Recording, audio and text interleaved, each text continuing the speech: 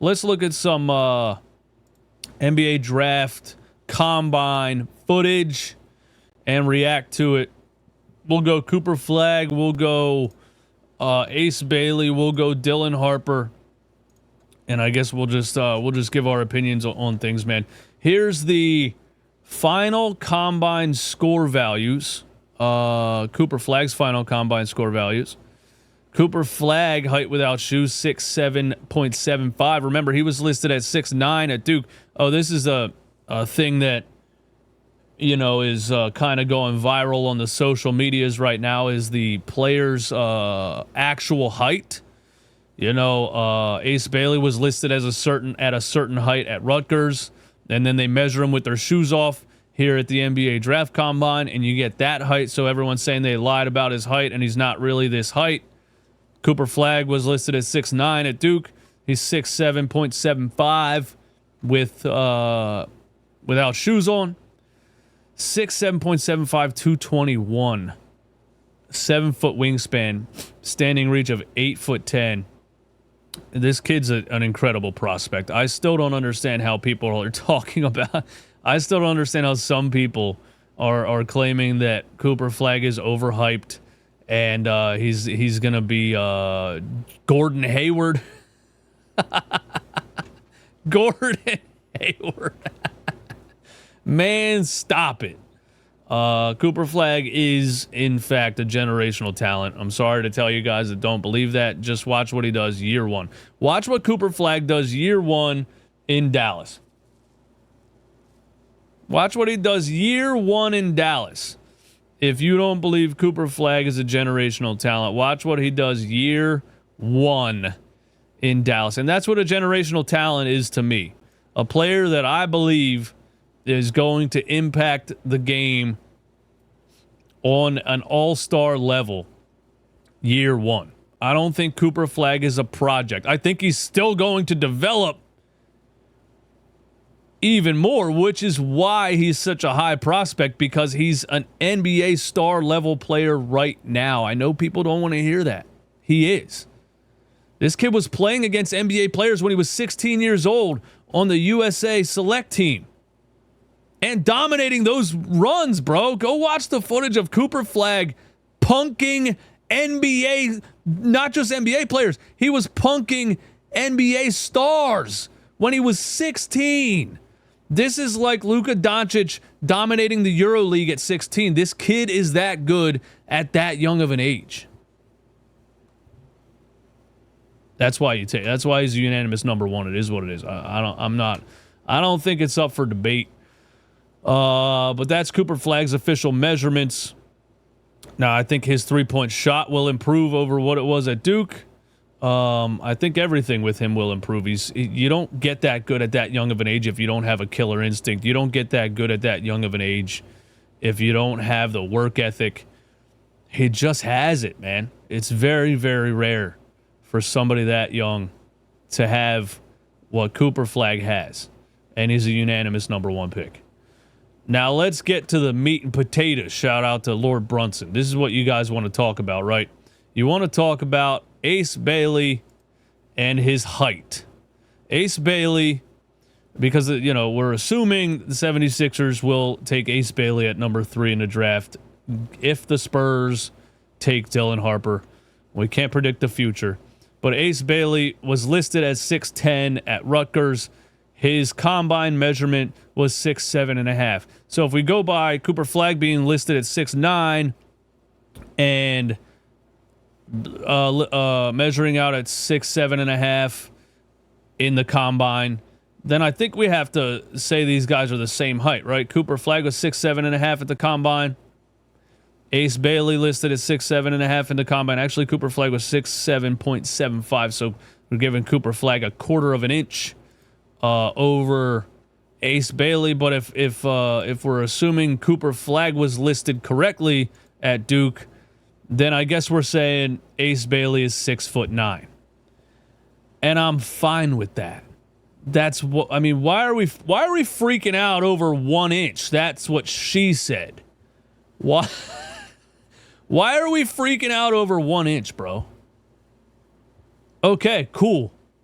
Ace Bailey, with the raw talent that he has and the tools that I think can be developed into an NBA star, he's 6'9". That's great. You know who I compared him to the first time I watched this tape months ago?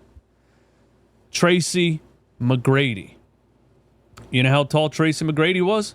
6'8". So you're telling me I get a prospect that I feel like can develop into a Tracy McGrady level player and he has an inch on him?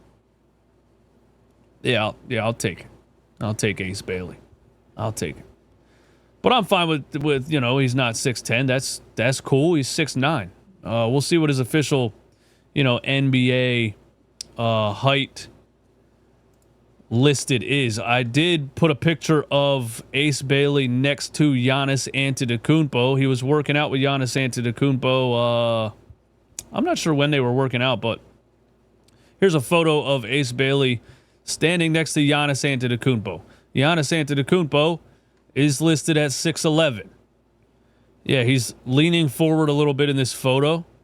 But, bruh, Ace Bailey right here. Let's draw a straight line across. Oh, my mouse moved. Let me try again. I'm just saying, if Giannis stands up straight right here, it looks like he's about an inch or two taller than Ace Bailey. And Ace isn't standing straight up either. I'm giving him 6'9", 6'10". I just don't think it's that big of a deal. But he's not. He's 6'7.5" with no shoes on at the combine, which is about an inch and a half shorter than his listed NBA height will be. At that logic, Giannis Antetokounmpo is 6'9.5". You know what I'm saying? You know what I'm saying? But I wanted to watch some of Ace Bailey's. Now I lost my place. Hold up. I wanted to watch some of Ace Bailey's draft stuff. Ace Bailey draft combine. Because there's some jump shot videos in here. Here's his score values. 83.8 at small forward. He also was the number 3 player on the percentages of pull-up jump shots in the combine workout. Here is Ace Bailey on the pull-up jump shots. Let me tell you guys something, man. Let me tell you guys something. At 6'9", that is what I would call perfect jump shot mechanics. And that's all, you know what I'm saying? That's all I need to see, really. That's all I need to see to want to draft a kid. 6'9" and has a pull-up jumper like that, I'll take him. You know? If he's raw, we do our best to develop him. But you got a kid 6'9" that's going to go 15 for 20 in a shot warm-up and his jump shot mechanics look like that, I'll take him. I don't want to base everything off. That's a perfect jump shot, guys. Guys, that's a perfect jump shot. Come on, man. That is picture perfect. Picture perfect jump shot. I was going to say something else. Oh, yeah, I've seen so many prospects over the years that, you know, his size and his athletic ability and everything, and then you see him shoot the ball and you're like, ugh. Ugh. Ugh. You know what I mean? You guys remember Andre Iguodala? I don't know if most of you are old enough to remember that, but him being drafted, but I remember him being drafted. And I was like, dude, this guy's jump shot is busted. You know what I mean? And then that's a player you got to try to, but we could teach him how to shoot. I think you can, it's so much harder to teach a player how to shoot than it is to teach a player who can already shoot how to shoot the right shots and when to shoot them and where to be on the floor and all of those things over the course of years of development. All I need to see is a 6'9" athlete who can pin the ball on the top of the backboard and has a picture-perfect jump shot off the dribble, right hand, left hand. That's all I need to see. I don't care what he did at Rutgers. I don't care what happened where, dude. I'm taking him. I'm taking him. Oh, that's me. I'm live. Look at that. Here is Ace Bailey's vertical leap. And VJ Edgecombe hit 40 inches, I believe. Standing vertical. All right, go, bro. Holy moly. Yeah. I'm taking him. Dylan Harper, Ace Bailey, and Trey Johnson giving NBA teams one last look at their explosiveness. Oh, we got a little alley-oop windmill from Ace Bailey. Trey Johnson. Dylan Harper. Dylan Harper, 6'6", 220, man. What is this? What is this? At 6, Ace Bailey boost exceptional shot-making prowess. One of the youngest prospects in the draft. Here's a little warm-up dunk at Rutgers. Oh, yeah, I'm taking him. Oh, yeah. Give me this. Give me all of this. Woo! I'm not saying draft a kid just because he can do a 360 dunk. We did that with Zaire Smith, or traded Mikal Bridges for him. What are we? Early verticals at the combine. Here we go. Cooper Flagg, 29-inch standing vertical, 35.5-inch max. Dylan Harper, 30.5-inch standing vertical, 32-inch max. VJ Edgecombe, 30-inch standing vertical, 38.5-inch max. Trey Johnson had a 32 standing. That's pretty crazy. And a 37.5-inch max. And Ace Bailey has a 27.5 standing and a 34.5-inch max. I don't think max vertical means a whole lot when it comes to playing in the NBA.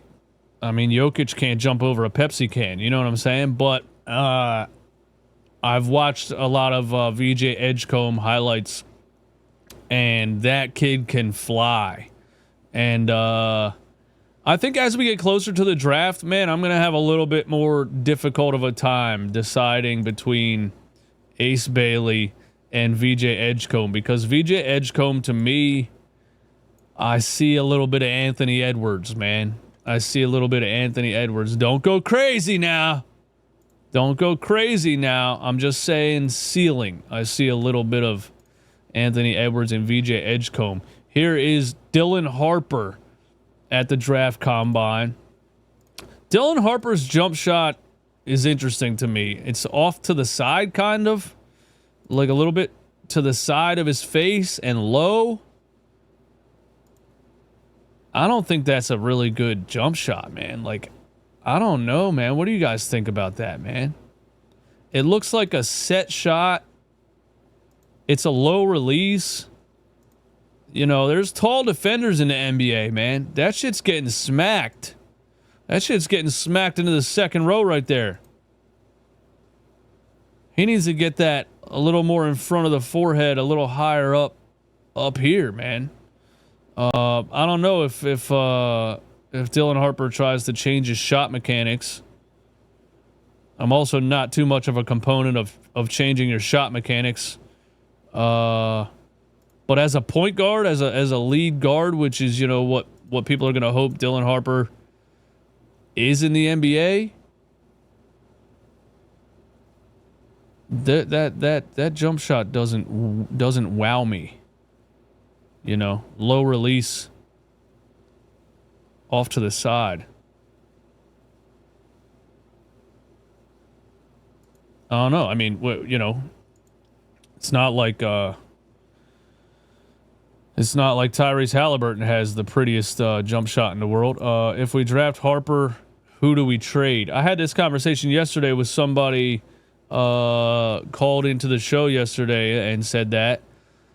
I don't think I think we go right to like, oh, we have too many guards, we got to trade somebody. Why is that? Why does drafting Dylan Harper mean that we have to trade somebody? You know? Because Jared McCain's coming back for his second year, right? We don't know if Quentin Grimes re-signs. The Sixers can match any offer. We don't know if he's going to get an offer maybe that they don't want to match. But why do we have to trade somebody? You just draft Dylan Harper and you go play basketball and you see what happens. And then if him and Jared McCain are both, you know, then you could get into a De'Aaron Fox, Tyrese Halliburton type of situation, you know, that the that the Sacramento Kings ended up in, and they ended up trading both of them, and now they have the Chicago Bulls leftovers, Zach LaVine and all those guys. But no, I just think you would just draft Dylan Harper and you would just go play basketball and see what everybody does, man. Maybe Harper comes off the bench his rookie season, you know? You'd have to really. These are, again, just prospects. I do think Dylan Harper and Cooper Flagg are the two NBA-ready players in the draft, but you'd still have to get them on the court and see what they can do in the NBA to say we need to trade somebody else. And the Sixers, again, I don't think the Sixers are winning anything in the next couple of years. So take the next couple of years developing young talent, continuing to try to rebuild the roster. Maybe Joel Embiid gets healthy, maybe not. Maybe Paul George stops being a bum, maybe not. And I just think you play ball, and maybe Harper comes off the bench his rookie season. Maybe Jared McCain's in the starting lineup. Maybe Jared McCain and Dylan Harper both come off the bench. Maybe Quentin Grimes and Tyrese Maxey are in the starting lineup. I don't know, but I don't think it's like we're drafting Dylan Harper. We got to trade a player right away. You can't stunt the growth of a top 3 pick. Is bringing a top 3 pick off the bench his rookie season stunting his growth? You know what I mean? Do y'all know how many games Kobe Bryant played his rookie season? How many games did Kobe Bryant play his rookie season? How many minutes per game? Kobe Bryant, minutes per game, rookie season. Kobe Bryant played 15 minutes per game as a rookie in 1996-97 at 18 years old. Did the LA Lakers stunt his growth by bringing him off the bench for 15 minutes a game at 18 years old? Kobe came out of high school, all right? He was still 18 years old and came off the bench for 15 minutes a game. If he went to college for 1 year and then came to the NBA at 19 years old and came off the bench for 15 minutes a game at 19 years old, did the Lakers stunt his growth? Come on, man. Players hit their prime when they're 25, 26, 27, 28, 29.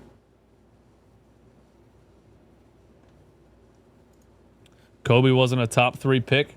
All right, bro. What fucking pick was he, dude? God! Well, actually, in the hell out of me, man. What pick in the draft was Kobe Bryant?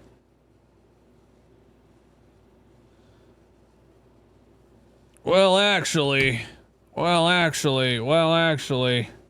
Bad comparison. High school workouts and college workout demands are different levels. The point is, NBA players are in their prime at 25, 26, 27, 28 years old. Why are we harping so intently on how much playing time a player is going to get when they're 19? What are we doing here?